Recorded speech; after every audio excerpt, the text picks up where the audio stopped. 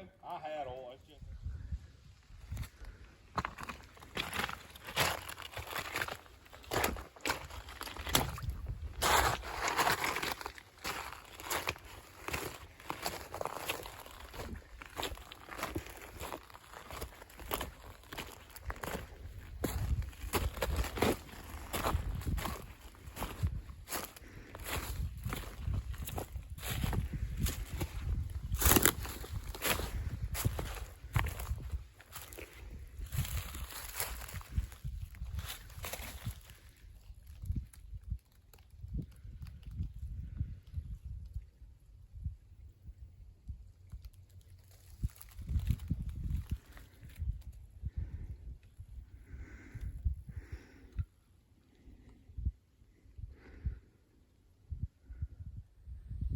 Hey, it's Tony with the Big T Life, and me and the guys, we're camping in Land Between the Lakes, LBL.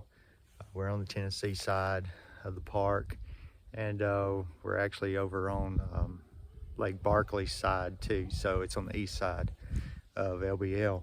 And a little campsite that we have over by the water. I'll kind of show you through the camps how many people and kind of what some setups are. And the stuff that you saw earlier, that was me walking along a little creek, and it kind of disappears into the ground and comes back out later, and it's kind of cool. Anyway, come on with me, I'll show you around. I want to give you a little history about this group of guys and that I'm camping with this weekend. We've all met through our church, Journey Church in Jackson, Tennessee. And what we do is, this is our small group. A lot of people meet in homes to do things, and we meet out on a trail in the woods and on a camping trip. So one thing that we do at night, at least one night, is we go over, we have kind of a devotional time. It's really a video series that we're watching from Wild at Heart, and it's called A Story Worth Living. And it's got questions that go along with each segment of this video that you watch. So we'll usually watch a couple of segments each night. And so it makes for some real good conversation around the campfire, and you know, men sharing their kind of issues and things, and so we can grow off of each other. It's been really good. So we have people that's got a lot of experience camping. We have people that don't have a lot of experience camping. We have people with tons of gear, and we have some that roll in here and we just share our gear to help them through. But it's been a really fun group to hang out with. Here's a perfect example of the diversity of our group. We have a Ford Focus, and then we have a jacked up Hummer coming all to the same place. So we definitely had to watch where we're going so that some cars can get there too, or we have to park cars and you know, share a ride coming in to camp. So some people are camping in there. I think David's staying in the back of his Hummer. Others are staying in tents. You see, got their tables and all their cooking equipment set up. This is the area where our campfire is, and we have a screen. Jeremy from Anvil's Adventures has he got that screen. He's got a little projector, and we got a table there, and I bring my computer with the videos and things on it, so we can sit around the campfire, watch these videos at night under the stars, and it's always a great time. This is one of the best things about coming out with these guys. So you see David on the right, he's the one with the Hummer. Nate is the one in the middle with the Ford Focus. And then Freddie, that's his Gladiator. And so Freddie's just explaining the things that he has on his vehicle, and how he uses it for off-roading, and teaching other guys. So that's how we just kind of learn from each other, and see how we can adapt it to our style of camping or off-road. If you come camping with us and you come across something that you don't have, any kind of gear, you always check with Josh, because he is probably going to have it in this Gladiator. Of course, he's got a rooftop tent right there, but the back of this truck has more gear than than I'm about having in my house. he does have him a, this is his toilet and privacy shelter. Also, you can use that for shower. You can see he's got a diesel heater there. He's got a refrigerator. He's got all cooking, lights, pretty much everything. And then his brother is Jeremy over here. And you may know Jeremy from Angel's Adventures. If you haven't watched his videos, you should go over and check out that channel and subscribe, because he puts a lot of content out. But both of them really have some nice setups. You can see Jeremy's Jeep behind him and his rooftop tent. He's got a lot of really cool gear too that I've learned from. They made a joke last night that I used to be very minimalist in my camping, but the more I camp with them, the more stuff I get, and that is true. Breakfast is one of the best times around here. Everybody's kind of just chipping in and sharing what they have, and we just, it seems like it lasts forever. We'll have easily a good 2-hour breakfast just because of everything that's going on. But hey, we're not in a hurry, and so that's perfect. Here's another look at Jeremy's Jeep and his setup. And like I said, Jeremy's with Angel's Adventures. Go check him out over on YouTube. He's got, you know, a standout, a good piece of gear for me is that heater that he has. And at night, he sets it up there on top of his Jeep. And he's got a hose that goes into the tent. I mean, it runs him out. So, and there's Jeremy. He just got through. What are you eating today, Jeremy? Y'all are always eating something pancakes, good. Potatoes, sausage, egg mixture. Dennis was cooking. He was cooking. So Dennis over there. He's cookie this morning. That's for sure. Thank you, Dennis. Yes, sir. Chef Dennis. Getting it done.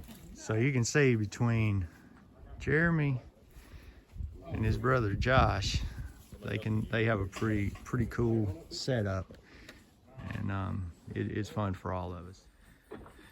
So I got to camp yesterday, and it was not without some real challenges.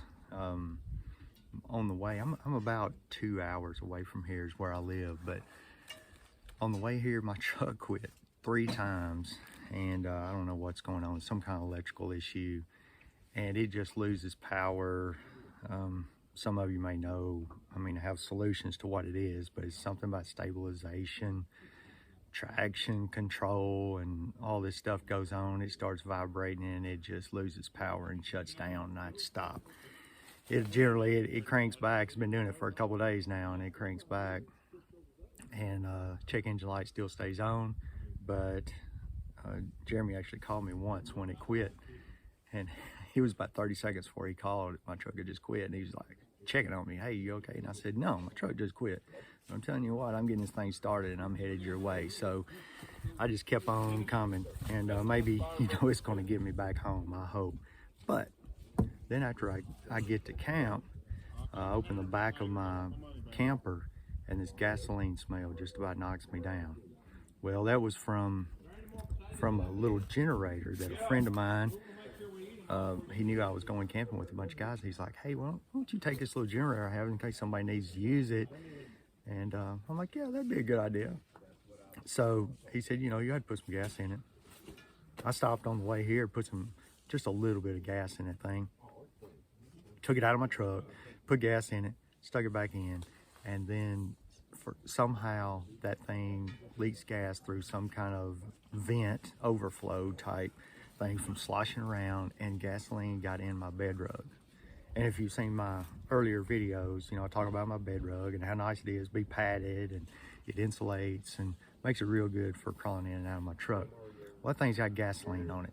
So when I got to camp yesterday, instead of just setting up and maybe putting my awning up and relaxing, I had to take everything out of my truck, and then I had to take the bed rug out, which is not really, I mean, it can come out, it's with Velcro, it's like very heavy duty in there.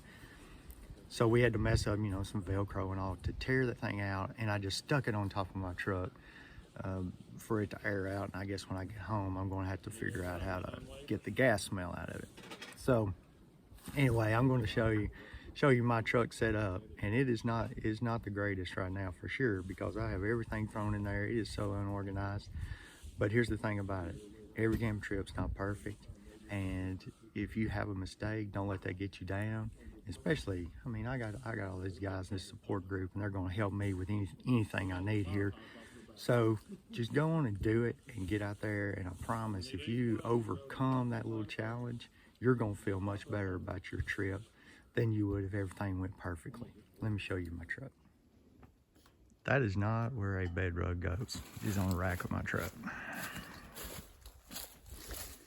So that's where it is this weekend though. And